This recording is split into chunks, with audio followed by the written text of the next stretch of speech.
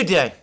Today is Wednesday, 1st October 2025, and with apologies, I'm going to start this programme by discussing the political situation in Britain, where the governing Labour Party has had its conference, its annual conference, addressed by the British Prime Minister Sir Keir Starmer. And I was listening to the speech, and I was listening to the delegates, the other people who spoke at the conference, and I was watching the delegates cheer and applaud Keir Starmer as he gave his speech. And, well, straightforwardly, I have never known a time when a governing party seemed so completely detached from reality, so profoundly unconnected with the realities of life outside the conference centre as it was whilst I was watching it yesterday. It seems to me that there is a fundamental disjunction between the political class, the increasingly small political class, and the increasingly narrow demographic that continues to support them, and the realities of life outside that class and outside the government, the leadership of Britain. Now, just briefly, the Prime Minister, Keir Starmer, basically he had very little actually to say of any practical kind. I mean, he didn't really produce any new economic strategies or infrastructure programs or education programs or housing programs or any of those things. Basically, his speech seemed to revolve around two issues. Firstly, talking up the state of the British economy and of British society in general, which, against a backdrop of declining real wages and increasingly tough economic conditions for most people, I think will have struck a discordant note if they bothered to listen to what Keir Starmer had to say on these points, which frankly I doubt many people did.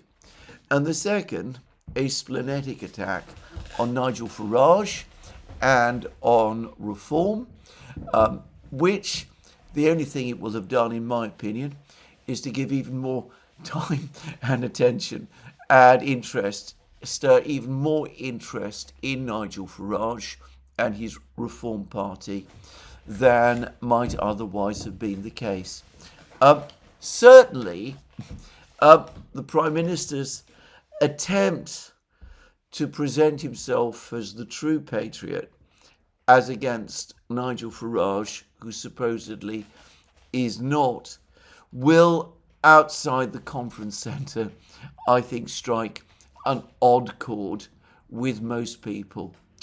The other thing that happened at the Labour conference is that even as the Prime Minister himself had nothing interesting or useful or important to say about anything, the challenge to the Prime Minister from the Mayor of Manchester, Andy Burnham, seemed to sputter and go out.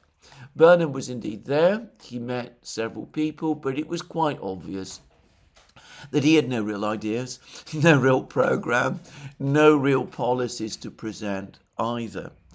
So this is the reality in Britain. It is also the reality in France. It is the reality in Germany as well. It is, to some extent at least, the reality in Spain, though at least the Spanish Prime Minister, Mr. Sanchez, does have a plan of a kind, which is to open up Spain to immigration, mostly from Latin America, which is what currently is adding GDP growth numbers to the overall Spanish economy. So across Europe, there really isn't any kind of plan that remotely addresses the concerns and needs and worries and fears and aspirations of the general wider European population. Certainly that is not true in Britain. What we get instead is fear of Russia primarily, which is being talked up relentlessly now, repression that seems to go with that, attempts constantly to tighten up and control means of expression, monitor and observe what people do. The government has talked about ID cards and all of that. And, well, vilification of opponents that we see all across Europe today, and very little else.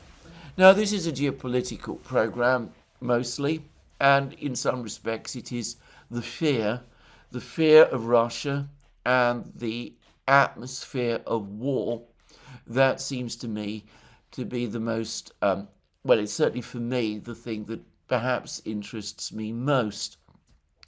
And, well, that seems to be the unifying factor that binds the whole of the European political class together and which makes them feel, well, most involved and engaged, and about which all of the other plans, the ID cards, the security systems, all of those things, that is what that all seems to flow from.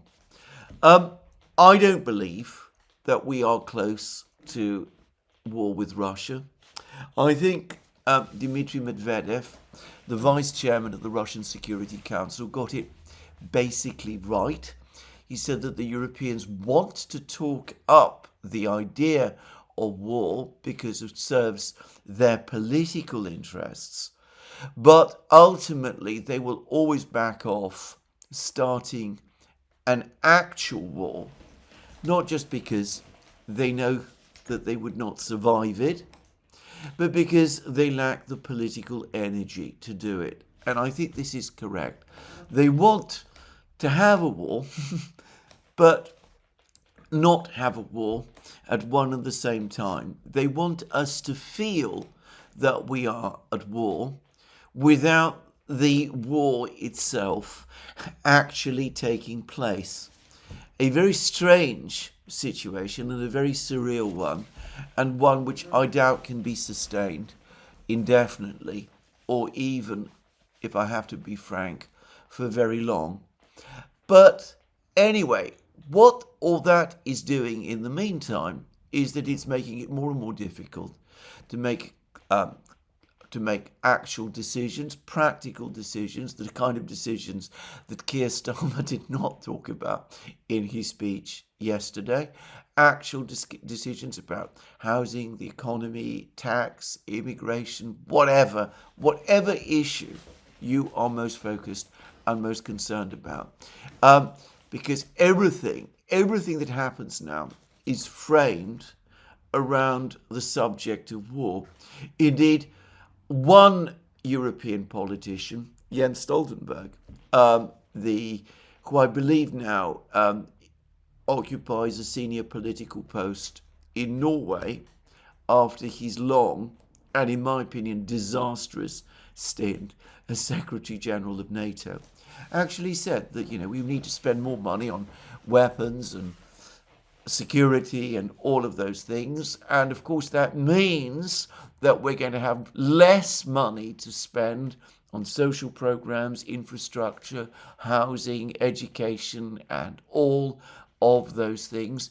But security, preparing against the Russian invasion that is never going to come, that is more important than spending money on all of these other things, which in the end might provide some kind of basis for a European economic recovery. But, let's not think about that. Let's not do any of these things, because it's what Mr. Putin is doing and what the Russians might do That is what is really important. So avoid having any real discussions about those things, which, by the way, are difficult to do and which would invite political challenges, which European leaders nowadays no longer relish. So don't discuss or do anything of that kind, but talk incessantly about war and make any attempt to discuss these other things, to focus on them, to try to talk not about fictitious Russian invasions, but about pressing domestic problems. Well, don't talk about those, because if you do, you're obviously playing into the hands of Putin and the Russians. So that's where we reduce to. Now, again, with apologies, I came across recently a quote from James Madison, the brilliant American lawyer and politician who was for a short time President of the United States, who played the major part in drafting the US Constitution. And this is the quote, and it dates from 1795. Of all the enemies to public liberty, war is perhaps the most to be dreaded, because it comprises and develops the germ of every other. War is the parent of armies. From these proceed debts and taxes, and armies and debts and taxes are the known instruments for bringing the many under the domination of the few. In war, too, the discretionary power of the executive is extended. Its influence in dealing out offices, honours, and emoluments is multiplied, and all the means of seducing the minds are added to those of subduing the force of the people.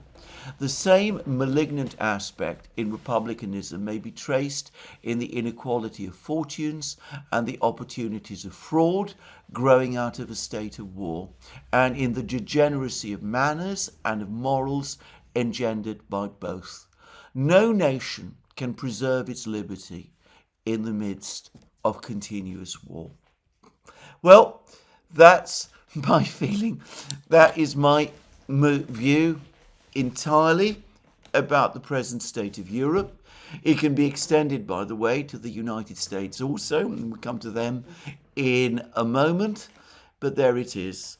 Our leaders choose this strange state of war, which isn't war, instead of true and genuine peace, and all of the problems that Madison spoke about all those centuries ago are therefore multiplying around us.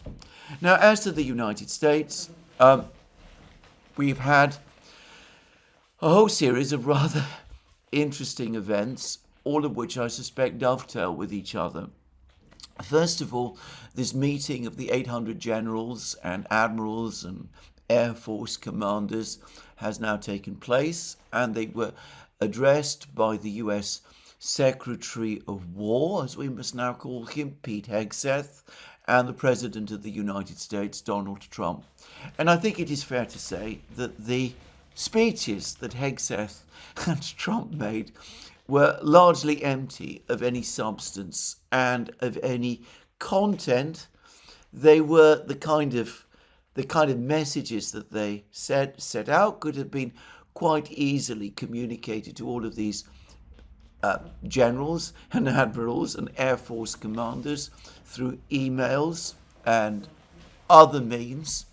It hardly justified bringing them all together in order to give them this kind of pep talk, the kind of pep talk that Hegseth and Trump both gave to them. However, I think, like I know Eve Smith does, that most astute and insightful of commentators, I believe that there is in fact more behind this meeting than appears on the surface. And Pete Hegseth has sent a message to Larry Johnson. You can find it on Sonar 21, in which she says that she suspects that the true purpose of this meeting was not the public part of it, which we have all been shown and which has been televised and which we're reading about everywhere, but the information that has been provided in private to these senior military officials by the President and the Secretary for War and whatever other senior officials from the administration participated in these discussions. Now, firstly, I am getting reports. These are reports being provided to me in confidence that US military people are being called up and that they are being asked to prepare for service and combat, and it is fairly clear, at least to me, that the immediate target is Venezuela. I expect an attack on Venezuela to take place very soon, probably within the next week. It seems to me, again, a bizarre and extraordinary thing to do, to attack Venezuela, a country which, to be very clear, is not currently attacking the United States and which poses no military threat at all to the United States. But this claim that the government of Venezuela is actually a drug cartel has been massively circulated. In the United States, as I've discussed in previous programs, it's gained traction. The United States has, as we all know, a widespread social problem in this area. And, well, the narrative that is being constructed around Venezuela fits in very closely, it dovetails in very precisely with any number of Hollywood films and books and thrillers and that kind of thing. So probably there will be a fair amount of support for this military attack when it comes. And I know many people want to believe that the Venezuelan military will be able to give a good and strong account of itself in any attack by the United States. But the balance of forces in Venezuela is massively lopsided in America's favor. Venezuela does have friends and allies, but they are far away. They are geographically very remote from Venezuela. They cannot easily supply weapons and supplies to Venezuela. And in the event of an American attack, Venezuela, unlike, say, Ukraine, will be basically alone.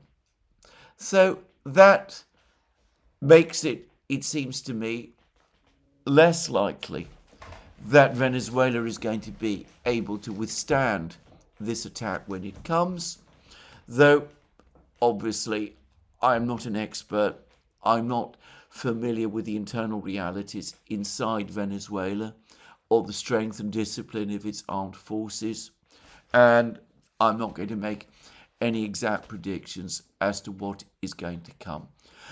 But an armed attack on Venezuela, it seems to me, now is an overwhelming probability.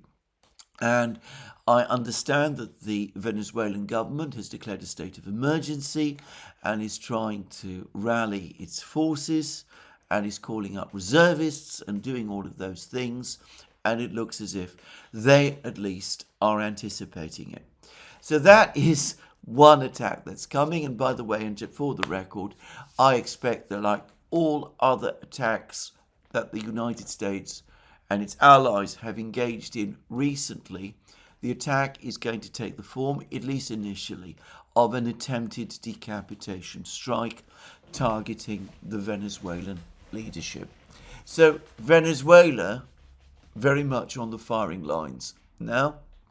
And Well, there have also been reports of massive transfers of American supply and transport aircraft to Europe, refueling aircraft and all of that, and of deployments of American fighter jets.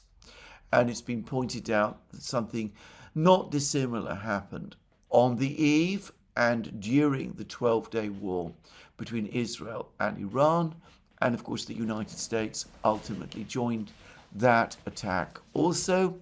And I personally think it is highly likely that we're going to see an attack on Iran also at some point soon, though maybe that attack might come a little later than the attack on Venezuela will.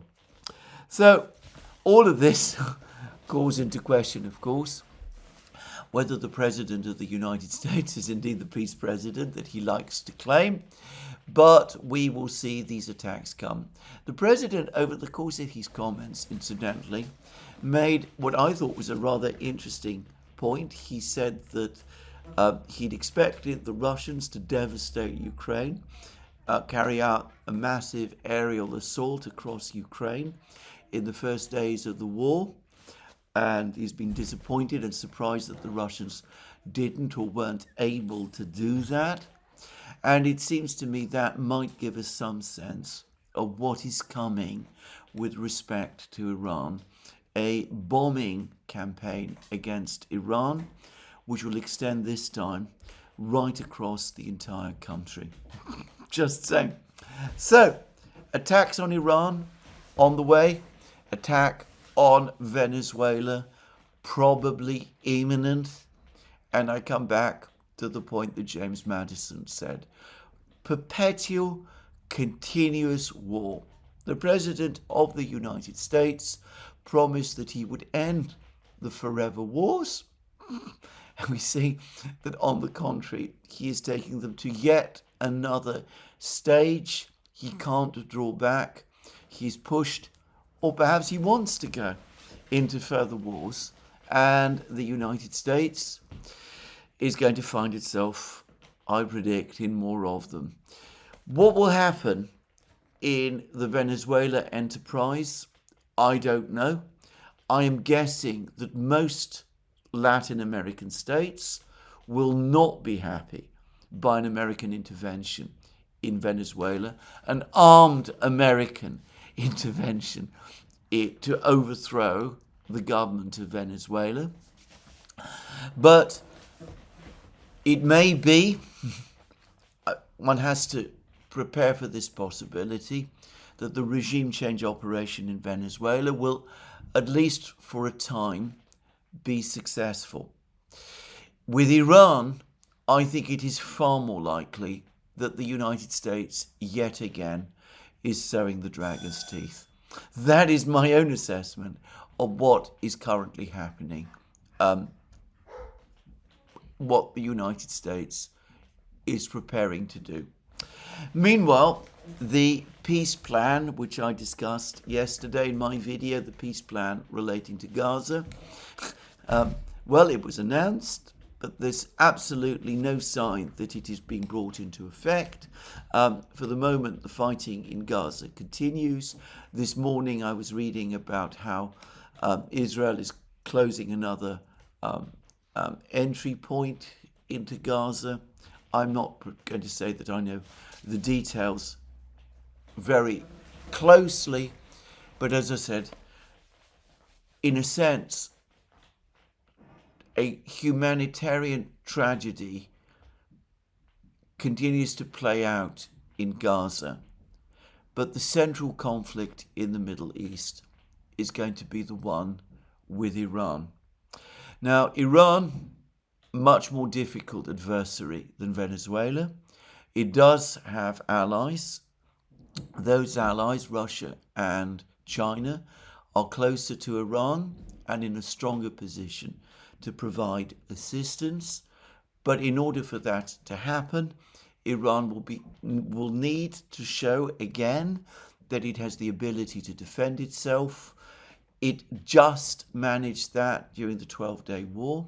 The balance shifted to its advantage during that war. But as I've said already, I think the attack this time is going to be much more powerful and far more devastating. And Iran has been very slow. It has delayed very long in seeking the assistance of its friends. It has spurned in the past offers of military assistance from Russia, and I suspect from China too, and that has left it weaker and more exposed than it might otherwise have been. Anyway, we will see again how all this plays out, but I expect a very turbulent autumn, and all of this, by the way, at a time when the situation in the global economy is also extremely unstable. Lastly, I am going to finish with these words. Prime Minister Netanyahu and President Trump obviously had their meeting, and this was the meeting at which the Gaza peace plan was announced. Was that the only topic that they discussed? Perhaps. Was it possible, however, that they discussed also the forthcoming attack on Iran, and that they were briefing and talking about that with each other on the eve of the president's visit to meet with the military officials? Could it be that the announcement of the Gaza peace plan was first and foremost about giving Netanyahu and Trump that opportunity to meet with each other so that they could discuss the strike on Iran? Maybe that was the main topic of discussion, not the Gaza peace plan at all. Let me stress, these are speculations. I don't know that any of this is true. It may be that over the next couple of weeks there will be no attack on Venezuela and no attack on Iran, and we will see that the attempted plan to deliver peace to Gaza is actually brought into effect. But I have to say, I don't, at this moment in time, expect any of that. Anyway, whilst all this is going on, the war in Ukraine continues, and we've had significant amount of information about the battlefield situation and more clarity now about what is happening northeast of Pokrovsk in the area of the Russian breakthrough, in what both the Ukrainians and the Russians refer to as the Dobropilya direction. And suffice to say that the information that has been provided vindicates completely, as far as I could see, the previous reporting provided by Radovka. It is clear now that the Russians are in firm control of the village of Novotoretskoye, which the Ukrainians at one time were claiming to have either recaptured or to have entered or done something of that kind. The Russians also seem to be advancing both to the north and south of the Shakhovo pocket, to the east of the area of this breakthrough. It was in the Shakhovo pocket that the first corps of the Ukrainian National Guard, the forces that make up the bulk of the counterattacking forces in this area, made up mostly of brigades of what must now be called the Azov organization, because they're no longer just a battalion or a brigade. They are now, well, very substantial military units.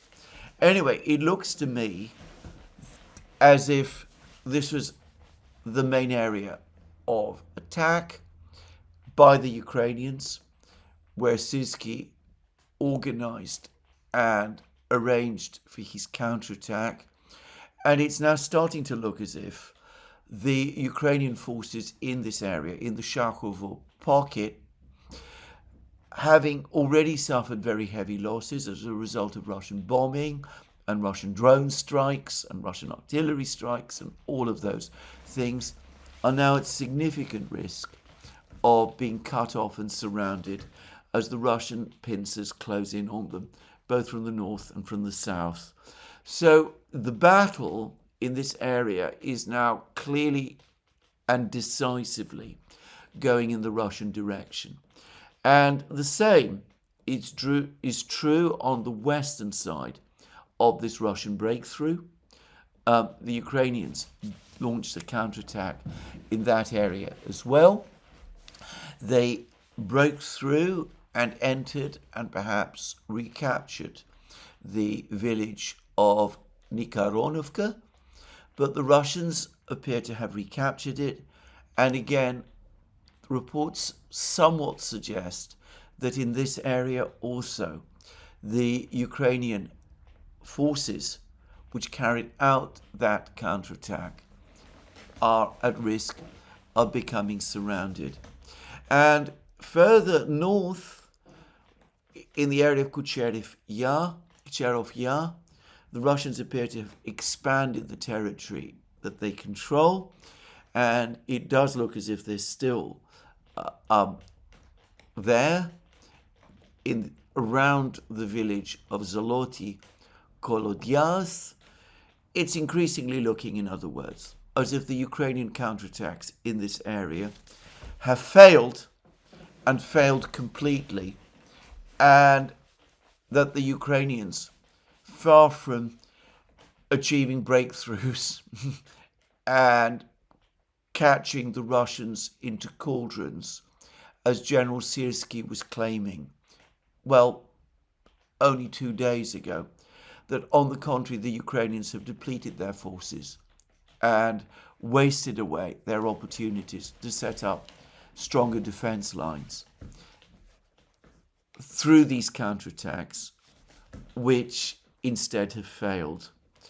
And there's been less information about what's going on within Pokrovsk itself over the last 24 hours. But the last reports, also from Radovka, pointed to significant Russian advances in that inside Pokrovsk itself. And I said in my last video where I discussed the situation in Pokrovsk that it seemed to me that the Russians, if you believe Radovka's maps, now control more than half the town. So anyway, now I'm going to quickly say something else at this point, which is that General Kellogg, as we know, has been meeting Zelensky and the other Ukrainian officials, and he has been claiming that the Ukrainians have been winning the war, that it's the Russians who are losing and the Ukrainians who have been winning. And these claims by Kellogg have now been repeated by the President of the United States, by Donald Trump, and they've been taken up by media outlets like the Financial Times, for example, and have been repeated by others in Europe. I have come to the clear view that what has been happening, is that Kellogg and the Americans have been briefed by Zelensky and other Ukrainian officials about what they say has been happening in the area of the Russian breakthrough northeast of Pokrovsk, that the Ukrainians have been telling the Americans that they not only have the situation in that area under control, but that the Russians are overextended and are being defeated, and that some of their forces have been caught in cauldrons, and that some kind of mopping up operation is underway, and that the Ukrainians have won some kind of important victory. That is what I think has happened, and I think that it is largely Ukrainian claims about the situation northeast of Pokrovsk, which is what has led to a lot of this narrative we have been listening to and hearing over the last couple of days about how it is the Ukrainians, not the Russians, who have been winning the war in Ukraine. Now, that those claims of Ukrainian success northeast of Pokrovsk are turning out to be false and untrue, the Ukrainians are, I think, going to find themselves with a lot of explaining to do to their American friends and to Kellogg specifically. And you can perhaps start to see how, as events northeast of Pokrovsk have gone from favourable to less favourable to unfavourable to outright dangerous for the Ukrainians, the mood in Kiev, which I think improved briefly when the Ukrainians were counterattacking in this area, how the mood is starting to darken again. Because we've had from the Ukrainians, from Zelensky, these increasingly urgent requests now for delivery of Tomahawk missiles to Ukraine. And we've also had a whole succession of extremely alarming claims coming to the Ukrainians about the status and condition of the Zaporozhye nuclear power plant. Let me begin first of all about the Tomahawk missiles, because General Kellogg talked about this subject again in an interview he gave. And listening to Kellogg, it was absolutely clear to me, in fact there was no doubt about it, that he is now an advocate. He is the person within the administration who is advocating supply of Tomahawk missiles to Ukraine. And he spoke about this missile as a game changer that is going to transform the situation in the war. How often have we heard this, by the way? Remember the Bayraktar drones, the HIMARS missiles, the M777 howitzers, the story about how the the Western guns outranged the Russian guns and were so much more precise than the Russian guns. Remember all of that? We had the same story about the tanks, the Western tanks and armoured vehicles. I remember reading in the Financial Times accounts about how Western tanks, as compared to Russian tanks, were like Ferraris against Volkswagen Beetles. I actually remember reading an article that said that very thing, modern Ferraris pitted against Volkswagen Beetles. And of course we had the same story with the ATACMS missiles and with the Storm Shadows. And well, we've had all kinds of similar claims in recent weeks. The Patriots, of course, were going to transform the situation in the sky. Notice how entirely unsuccessful they have been. The F-16s, we don't see much sign of them anymore. The Mirage 2000s, some months ago there was talk about Sweden providing AWACS type aircraft to Ukraine. I remember talking all about that, and well, we don't hear much about those aircraft. I'm not even sure whether they were delivered exactly. Anyway, just saying. And anyway, we've had endless numbers of miracle weapons that have been supplied to Ukraine, or which were going to be supplied to Ukraine and which were going to transform the war. Just a few weeks ago, as it happened, just about 2-3 weeks ago, I was discussing an air-launched missile that some articles I think it was in the Wall Street Journal, were claiming that Ukraine was going to receive 3,000 of them in October, and which were also going to change the entire direction of the battle. Well, we're now in October. Have we heard or seen anything of these weapons? I was skeptical whether they even existed. Others, like Brian Beletic and still others, did some research, and it turned out that prototypes of these weapons had been developed in the spring, but it looked as if deliveries were still far away. Anyway, all of these miracle weapons, and now we have General Kellogg talking about how the Tomahawks are going to be miracle weapons. They're going to be game changers. He did say, and he was careful to say, that the decision to supply these weapons, which he spoke about how incredibly sophisticated and powerful and effective they would be, how much more effective they would be than any other weapon, how he was familiar with this weapon. Anyway, he was careful to say that the Tomahawks, the delivery of the Tomahawks, depended on a decision by the President of the United States.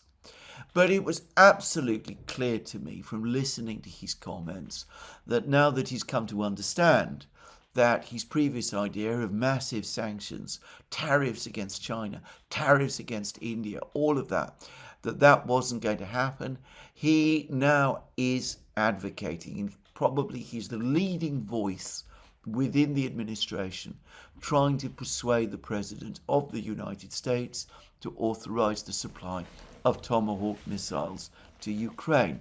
And of course, these will not be supplied directly by the United States to Ukraine. J.D. Vance, the Vice President, has explained the mechanism. They will be supplied to the Europeans, who will pay for them with Russian money, because as I discussed in my program yesterday, the Europeans are now edging towards essentially seizing the Russian the Russian frozen assets and dressing it all up as a loan, which they're going to supply to Ukraine. But ultimately, they're going to use that money to buy these weapons from the United States. And they're going to buy the Tomahawks with that Russian money from the United States. And then once they've received in Europe, they will be transferred to Ukraine. That looks to be the current plan. I'm not sure that everybody in Washington is signed up to it. In fact, I doubt that everybody is. But anyway, I think that is what General Kellogg wants to happen and what he appears to be currently advocating. That is my assessment. Again, I accept that this is speculation, but his words were fairly clear to me. Now, I've been receiving an awful lot of information about the situation with Tomahawks, the Tomahawk missiles. And firstly, I want to thank everybody who has written to me about the Tomahawk missiles and who has provided me with an enormous amount of information about these systems. Anyway, here are my own conclusions based on what everybody, or what all of these people have been saying. And to stress again, these are my conclusions, obviously drawing on the information that others have been providing, but these are my own personal conclusions with which people are at liberty to disagree. Let us assume that the Tomahawk missiles are indeed delivered to Ukraine. Let us assume that the Ukrainians find, and the Americans find, some means to launch them from the territory of Ukraine, and we will come to the problems with that in a moment. They are not going to be game changers, even assuming that the Russians simply sit back and treat them like every other missile that the Ukrainians have launched against them. They are not going to be game changers. They cannot be game changers. Now, I have been comparing the Tomahawks with the Russian cruise missiles, the KH-101s and the Kalibr missiles. And it seems to me that in spite of what many are saying, the Tomahawks are very similar to these Russian subsonic cruise missiles, except that they're probably less sophisticated. They're less sophisticated because they were developed long before the Russian missiles. The KH-101, for example, has certain stealth characteristics which the Tomahawk doesn't have. This is not about defects of American engineering. It is just that we're dealing with an older system, and that the KH-101s and the Kalibr missiles are newer systems. Just saying. They carry a very similar warhead, and they are roughly the same size. The United States has a limited stockpile of these Tomahawk missiles, and they are probably needed for battle in many other places. The United States has used Tomahawk missiles against various targets at various times. It has recently used them against the Houthis in Yemen with no discernible effect. Just saying. So already we can see that there are issues with these missiles. They can be used. They've been used against targets, including targets recently. When they were used against Syria back in 2017, I accept that there is massive dispute about how many of these missiles the Russian-supplied Syrian air defenses were able to shoot down. The Americans claim none. The Syrians claim 71 out of about 130 launched, though the Americans seem to claim that they launched fewer missiles than this. What is indisputable is that the airbase against which the missiles were launched, the Syrian airbase, was back in operation within 7 hours. And, well, you could use Tomahawk missiles to attack Russian oil refineries, but is this really an effective use of these missiles? I know that's what Zelensky has been talking about, but is it really going to be an effective use of these missiles? I hardly think so. And, well, there's likely to be air defenses soon installed around these refineries. And, of course, you could use these missiles in decapitation strikes against the Kremlin and against industrial facilities, Russian industrial facilities in Western Russia. But again, these are likely to be hardened and fairly well defended. And again, is this really an effective use of these missiles? And bear in mind, these missiles will have to travel a significant distance to reach these targets. They function at low altitudes, but the Russians know that they are coming, would know that they are coming. They would have a shrewd idea of the targets they are intended to strike at. They are large missiles. They're relatively slow. I cannot imagine that the Russian air defense would find it difficult to shoot many, probably the great majority of them down. I know that there is a view that these are difficult missiles to shoot down. But frankly, everything that I have seen about the way in which the war has played out argues against it, at least as far as I can see. And then there continues to be the problem of how to launch them. Now, several people have absolutely correctly pointed out that the Typhoon system that I have discussed, which, to be clear, is the only ground-launched system for the Typhoons, for the Tomahawk system, which is in existence, that the Typhoon system is barely operational. Apparently, the United States has a grand total of 2.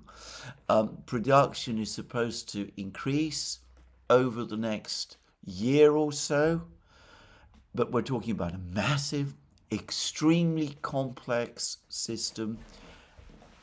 It's hardly a system anyway that I think could be easily absorbed or operated by Ukraine. Germany is expected to receive 1 in 2026, though that might be optimistic. I doubt that we're going to see many or any of these Typhoon systems deployed to Ukraine anytime soon. Now, one very interesting and very helpful email discussed the possibility of a simpler system for launching the Tomahawk from within Ukraine. One possibility was a fixed system, but then that would be an easy target for the Russians. They would probably fairly quickly work out where the missiles were being launched from, and sooner rather than later, such a system, using presumably the modules from which the Tomahawks are launched on US warships, those modules would be attacked and would be very quickly destroyed. The Russians have shown now that they're able to track missile launches from inside Ukraine with great accuracy. And non-mobile missiles basically have a short survival rate inside Ukraine. To give one example, the Ukrainians recently deployed a Patriot missile system close to the city of Zaporozhye. This is a, not very mobile system. It was used to shoot down a Russian fighter jet, by some accounts a Sukhoi 35 or a Sukhoi 34, and it was destroyed itself as a result almost immediately. So the Russians are able to track missile launches with very great accuracy. Any Tomahawk system deployed in Ukraine in order to survive for any length of time would have to be mobile. And, the alternative suggested in this email was a much simpler, large, big truck-mounted system, simpler, obviously, than the Typhoon, and used with much simpler operating systems than the Typhoon system does. And the comparison made was with the Harpoon onshore system, also a truck-mounted system that back in 2022 was being developed by the United States. Now, the trouble is that there is no word of such a truck-mounted Tomahawk system being in existence. Now, it's possible that the United States is already developing such a system and has managed to keep it secret, though for various reasons I think that is unlikely. We're talking about, therefore, the development of a completely new and entirely untested system. The Tomahawk is a significantly bigger and heavier missile than the Harpoon system. So even if you reduce the number of missiles carried, and bear in mind that Tomahawks as conventional missiles are expected to be launched in clusters, in swarms, not just one missile at a time. Anyway, you'd have to reduce the number of Tomahawks to perhaps 2 per truck, which already, as I said, undermines the effectiveness of a system of this kind. The Typhon system, by the way, carries 4. And, well, if I have to say it straightforwardly, the United States has consistently found it difficult to develop simpler systems of this kind. The American military industrial complex is very heavily geared, as far as I can see, to developing more complex, more sophisticated systems. When it tries to produce simpler ones, like the small diameter bomb launched on the HIMARS,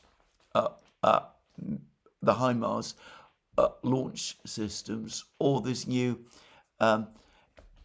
air-to-ground missile that we were reading about just a few weeks ago. Those kind of programs seem to run into difficulties and never quite fulfill their promise. If we're talking about the truck-mounted harpoon system, I'm going to say straight away that we heard an awful lot about it in 2022. There was talk that it was being developed alongside or together with the Danes. Photos have appeared of this system operated by the Danes, and there was word that it had been supplied to the Ukrainians, and it was suggested at various times that it had been used in 2022 to strike the Moskva cruiser, only that was then denied, and that it was used in the attacks against Snake Island by the Ukrainians. Only that has also been denied, by the way, and having followed the battle for Snake Island closely, I don't believe that missiles of that kind were used in that battle. And since then, so far as the conflict in Ukraine itself has been concerned, there hasn't been any more word about the harpoon, the mobile harpoon system. Maybe it was supplied, but then a decision was made that it wasn't serving any useful purpose and was withdrawn, or maybe it was never supplied at all, or maybe it was supplied and proved disappointing. I don't know. Anyway, it's possible that something like this could be tried with the Tomahawk, but I think we're talking again about a bigger and more complex industrial challenge than perhaps is fully understood. Now, let me stress, this is my own view, but it's based to some extent on tracking what the history of American military procurement over the period of this war has been. Now, on that topic, and just to continue on this topic, the United States, we're getting reports that the United States, the Pentagon, is now very concerned about the depletion of many of its missile inventories.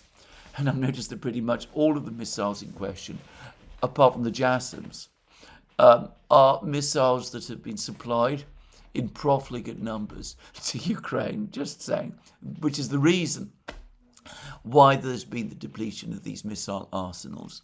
Anyway, supposedly, the Pentagon is now demanding that the US industry quadruple production of these missiles. And industry sources are already pushing back and are saying that this cannot be done. It simply cannot be done.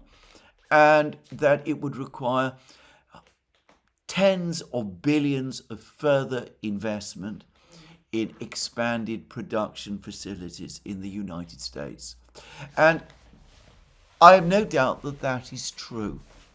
And I'm going to say something else, which is that people who demand an immediate quadrupling of production of missiles, I think, again, don't understand the complexities and challenges of an industrial process. In order to quadruple production, you need raw materials, you need skilled labor, you need secure supply chains, you need a proper organization of production. That takes time to set up. If you try to do this too fast, if you throw money at the problem, then all you're going to do is, yes, you're going to get a small increase in production, but at much higher cost. You might end up increasing missile production, not fourfold as you wish, but perhaps by 20 to 50%, but at sixfold the cost. Unit costs, if this kind of thing isn't handled intelligently and effectively, can explode. And everything about the American procurement system suggests to me that this is exactly what will happen with this program. We have seen the debacle of American artillery shell production. The United States is far below targets on artillery shells. The Turkish factory that was bought, almost complete from Turkey, apparently it's still not working. The existing factory is also having problems increasing production of shells. Shell production in the United States has indeed increased significantly from the absolute low that it had fallen to before the start of the special military operation. But it is nowhere close to meeting the necessary targets. The reasons that the Russians have been able to increase production of military equipment so much more effectively than the Americans have been able to do, or the Westerners have been able to do, is because Russian industry is designed that way. It is designed to function at much lower levels of capacity, so that when there is a military crisis, it can surge. And the Russians always keep back reserves of strategic minerals, materials, in order to ensure that that kind of supply surge can be maintained over the distance. And then, of course, they have the project managers and the engineers and the logistics people to make sure that that can be sustained even once those reserves have been run through. The American system, based on on-time deliveries and things of that kind, simply isn't designed in that way. And it would require a managerial and industrial revolution within the United States to achieve it. And that, of course, doesn't even address problems like rarity of rare earths, of which China has a virtual monopoly and of which it is currently restricting supply. So, just to say, I don't believe that there is a magical weapon that can be supplied to Ukraine. I certainly don't believe that the Tomahawk system is that magic system. If KH-101s and Calibres launched against Ukraine have managed to do significant damage, but have not been able by themselves to win the war, I cannot see how, with all of the deployment problems and the operational problems, use of what is bound to be a smaller quantity of older designed Tomahawk missiles against the far bigger Russian defense and industry complex, backed by its resilient air defense system, I cannot see how that can achieve the outcome that people expect. And of course, the Russians are busy deploying Oreshnik missiles now to Western Russia. I've had one report that there are now 140 of these missiles already produced and entering service. 140. And, well, these are non-interceptable. They are potentially devastating. And, well, they're being deployed in increasing numbers. And in any sane world, they would act as an effective deterrence against Tomahawk use. Just saying. Anyway, that's my view. Now, let's talk about other situations on the battlefronts, and let's return to the topic of the Zaporozhye nuclear power plant, because over the last week, the Ukrainians have been busy telling everybody that there is a crisis brewing in the Zaporozhye nuclear power plant, that electrical supply to the plant is being interrupted. Zelensky has made further statements about this over the last 24 hours. He's talked about the Russians shelling the Zaporozhye nuclear power plant.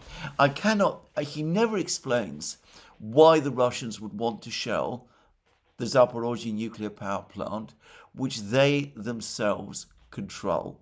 Just saying. And he is talking about a potential security crisis at the Zaporozhye nuclear power plant. Now, I have to say that yet again, I am not hearing about anything similar from the Russians. The Russians have never in the past hesitated to speak about dangers or a crisis at the Zaporozhye nuclear power plant when one did appear to be threatened. And of course, they have repeatedly said that it is the Ukrainians who are shelling the Zaporozhye nuclear power plant, and that makes logical sense, if I may say, since it's the Russians who control this power plant. And I remember that the New York Times, some years ago, by the way, about 2 years ago, let slip that it was indeed the Ukrainians who were shelling the Zaporozhye nuclear power plant.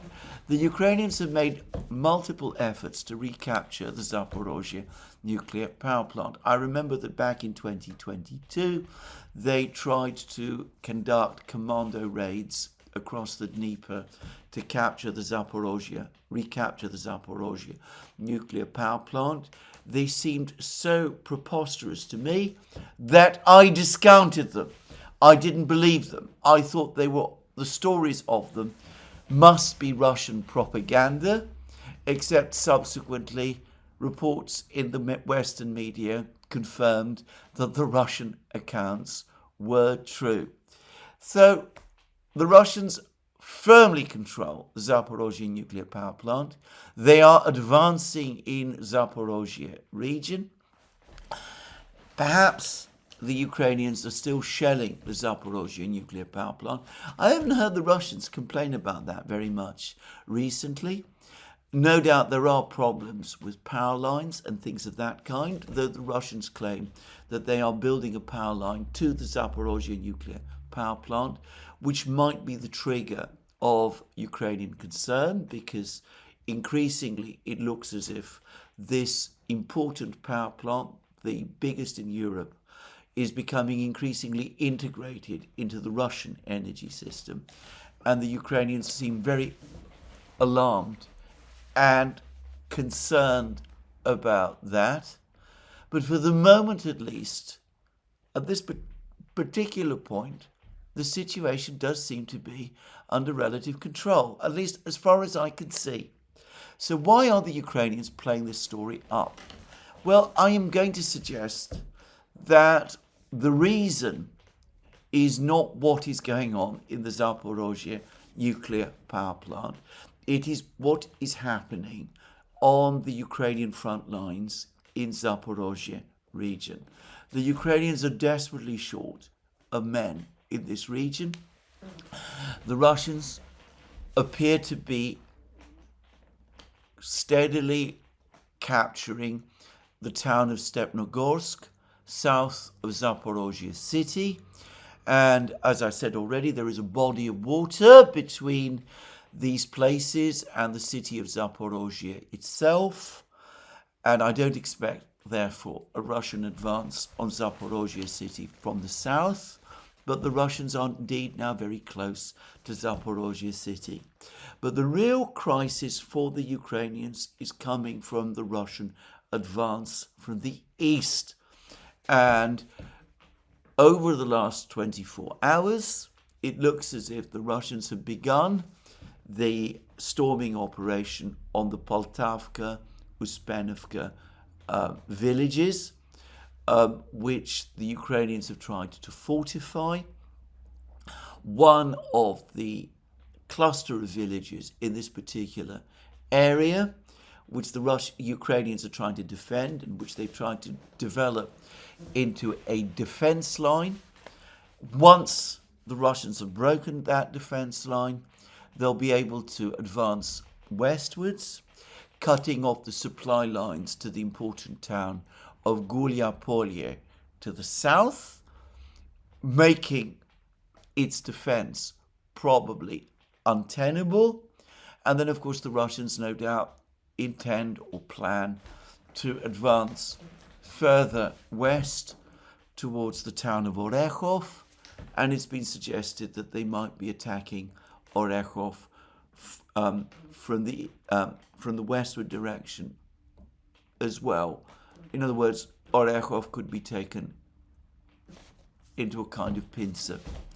And as I've discussed already, if Orekhov falls, that only leaves the city of Zaporozhye itself as the last remaining important habitation under Ukrainian control in Zaporozhye region. And the Ukrainians must also be worried that the Russians are now also advancing in Dnipro region as well, that the Russians seem to be advancing remorselessly towards the river, and there doesn't seem to be anything that the Ukrainians can do to hold them back. And I suspect that this is what lies behind the latest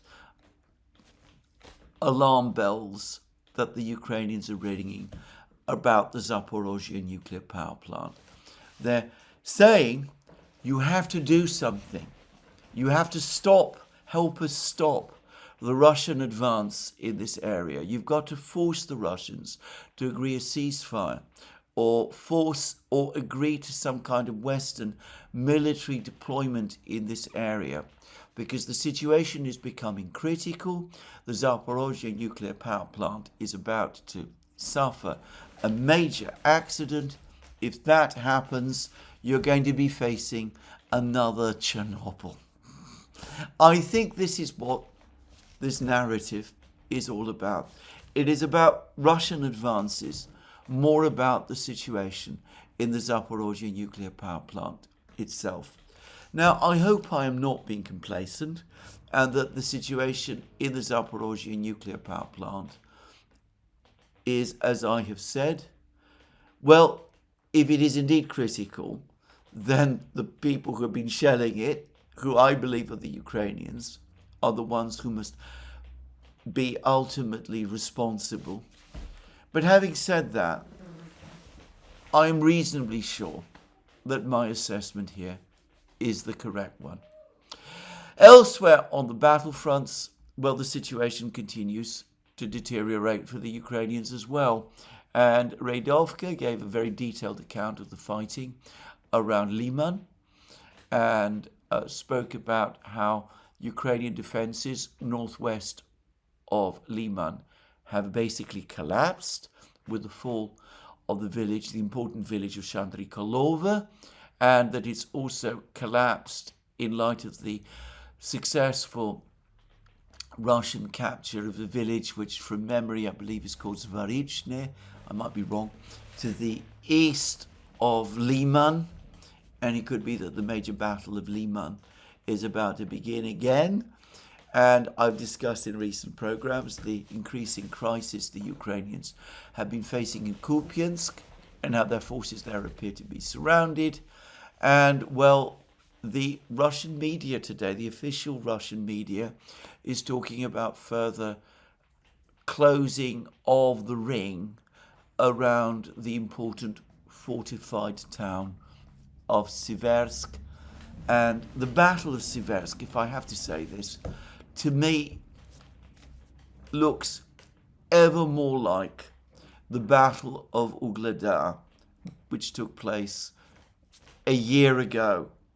I expect that Ukrainian resistance in Siversk is going to collapse in much the same way as the battle as it collapsed in Ugledar. Anyway, I am not going to discuss those things in detail. Suffice to say that the Russian advance continues, and Tomahawk missiles, assuming that they're ever supplied, massive escalatory step as they will be, will not stop it. The Russians, by the way, said as much. There's been comments from the Russians about this. The Tomahawk missiles are not going to change the outcome on the battlefields. Lavrov, by the way, has given the administration an off-ramp on this. He says that he doesn't believe that Trump himself will do this reckless thing. We shall see. Anyway, but I suspect that if I'm right about what I was saying earlier in this program, the major story is going to be American attacks on Venezuela within the next couple of days, and perhaps the renewed attack on Iran that will come shortly after. Anyway, we shall see. I hope I'm wrong, but that is what I think. Anyway, this is where I'm going to finish today's program. Let me remind you again, you can find all our programs on our various platforms, Locals, Rumble and X. You can support our work via Patreon and Subscribestar, and by checking out our shop, links under this video. Last but not least, if you've liked this video, please remember to tick the like button and to check your subscription to this channel. That's me for today. More from me soon. Have a very good day.